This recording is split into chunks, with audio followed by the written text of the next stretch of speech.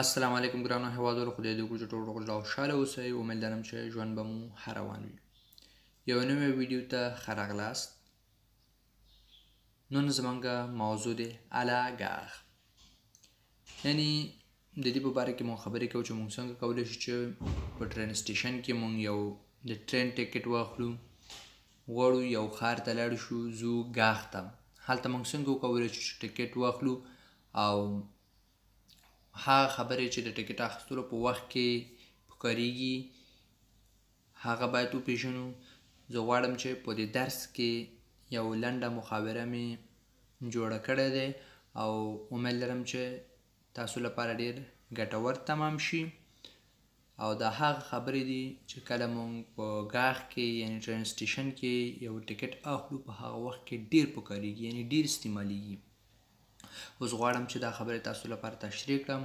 یوه لنډه محاوره ده د دوه کسانو په منځ کې چې یو مشتری دی ټکټ اخلي او بل د دفتر کارکوونکی دی. اوس راځئ چې درس شروع کړو. Le client, bonjour, je voudrais réserver des billets de train, s'il vous plaît. Bonjour, je voudrais réserver des billets de train, s'il vous plaît. Bonjour, le client معنا مشتری. Bonjour, ورځ مو بخیر یا ستړی مه شئ. Je voudrais زه غواړم چې réserver معنا ونیسم یا واخلم. Je voudrais réserver یعنی زه غواړم چې محفوظ کړم یعنی واخلم. د billets de train معنا د ټرین ټکټونه. s'il vous plaît په مهربانۍ سره. هر کله چې وایي چې زه غواړم چې ټکټ واخلم بیا به je voudrais réserver زه غواړم چې واخلم. L'employé. Oui, monsieur. Pour quelle destination? Oui, monsieur. Pour quelle destination? L'employé معنا هغه کس چې هلته کار کوي یعنی مامور، د دفتر کارکوونکی. Oui, monsieur. ښه محترمه. Pour quelle destination معنا کوم یو منزل لپاره. destination منزل ته وایي. دلته معنا دا دی pour quelle destination یعنی کوم ځای لپاره، یعنی چیرته ځې. کوم ځای ته چې ځې د هغه ځای نوم ورته اخلي. destination معنا آخري منزل چې ته کوم ځای ته ځې یعنی کوم ځای ته ځې. Le client. Ah bien, il me faudrait un aller-retour Paris-Lille avec un départ le mercredi 15 au matin et un retour le vendredi 17 au soir. Je ne connais pas les horaires.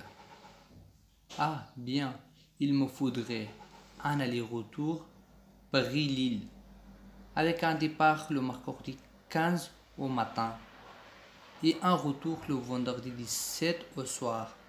Je ne connais pas les horaires. مشتری ورته وایي ah bien ښه il me faudrait un aller-retour. په ټکټ اخیستلو کې دوه قسم، یو انالي سامپل دی چې مثلا یو طرفه ځي، یو چې د انالي غوتوغ دا معنا لري چې مثلا ځي هم راځي هم، دو طرفه چې مونږ او تاسو ورته وایو. زه وایي چې il me faudrait un aller-retour زه ضرور لرم چې یو دو طرفه ټکټ واخلم Paris-Lille پاریس نه چیرته لیل ته. avec un départ le mercredi 15 au matin یعنی غواړم چې د چهارشنبې په ورځ 15 تاریخ چهارشنبې په ورځ سهار لاړ شم. avec معنا سره د un départ معنا تللو ته وایي. le mercredi معنا چهارشنبې ورځ 15 یعنی دلته د 15 د تاریخ معنا ورکوي. le mercredi 15 یعنی 15 تاریخ چهارشنبې ورځ. au matin معنا سهار. et un retour او بیرته واپسی چې دی un retour معنا واپسی. le vendredi 17 جمعې 18 تاریخ جمعې په ورځ au soir ماښام یعنی بیرته چې راځم 18 تاریخ جمعې په ورځ ماښام راځم. je ne connais pas les horaires او زه نه پېژنم یعنی زه نه پوهېږم ستاسو les horaires معنا ټایم ټیبل یعنی کوم وخت کې ټرین ځي کوم وخت کې راځي هغه ټول ټایم ټیبل ته چې وایي les horaires. L'employé. Alors, vous avez un TGV toutes les demi-heures entre 6h et 9h au départ de Paris. Alors, vous avez un TGV toutes les demi-heures entre 6h et 9h au départ de Paris. l'employé اوس ټایم ټیبل ورته ښایي چې په دغه وختونو کې ټرین ځي.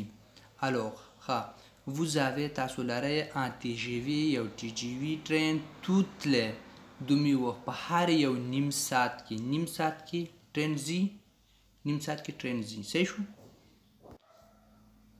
entre 6h et 9h یعنی د 6 بجو او 9 بجو په منځ کې entre 6h et 9h د 6 او 9 بجو په منځ کې وای نیم ساعت کې یو ټرین ځي. au départ de Paris یعنی پاریس څخه ځي. au départ de Paris یعنی پاریس سره ډیپارچر کوي، پاریس څخه حرکت کوي، ځي.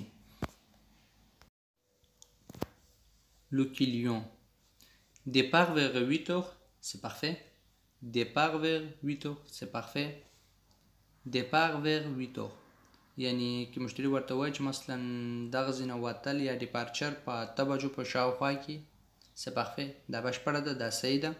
یعنی غواړي چې 8 بجو په شاوخوا کې لاړ شي. départ vers 8h یعنی ډیپارچر د 8 بجو په شاوخوا کې، یعنی وتل یعنی دغه ځای چې ټرین حرکت کوي یعنی تک 8 بجو په شاوخوا کې ټیکټ اخلي c'est parfait دا بشپړه ده.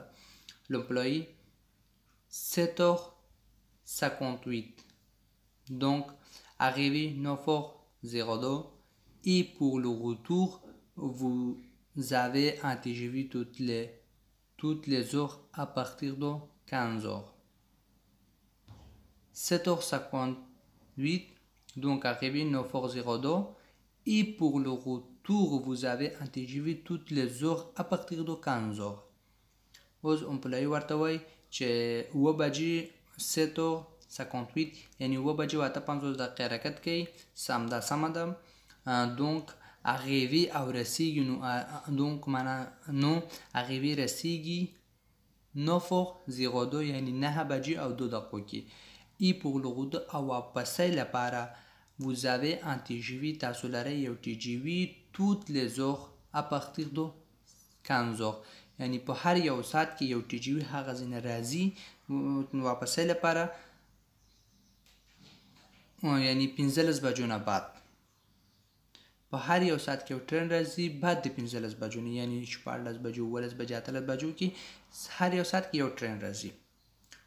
le client او اوس مشتری ورته وایي 18h dans ce cas 18h dans ce cas 18h dans ce cas وایي 18 بجې په دغه قضیه کې یعنی قضیه چې داسې ده چې مثلا په هر یو ساعت 15 بجو نه بعد هر یو ساعت کې یو ټرین راځي نو 18 بجې ما لپاره بشپړه ده.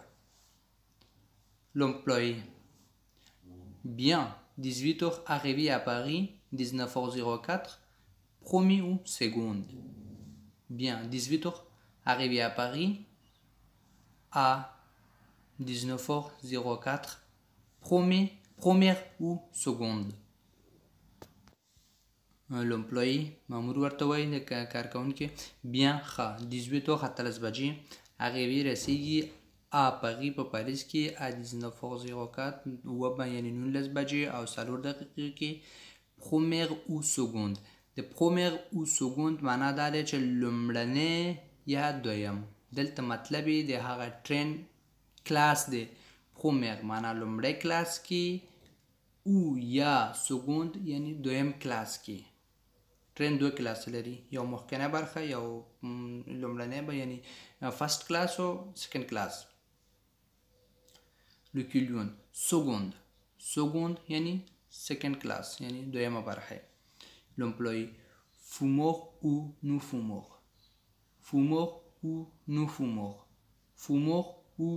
fumeur یعنی هلته ټرین کې داسې یو برخه ده چې مثلا هلته د سګریټ څکلو اجازه شته، په یو برخه کې سګریټ څکلو اجازه نشته.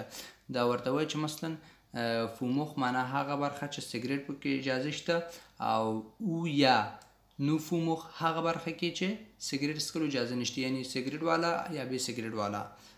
دا مشتری اوس ورته وایي نو فوموخ یعنی سګریټ نه څکمه د سګریټ والا په برخه کې نه. نو فوموخ معنا بې سګریټ یعنی سګریټ څکونکي په دغه کې نه. l'employé vous avez une réduction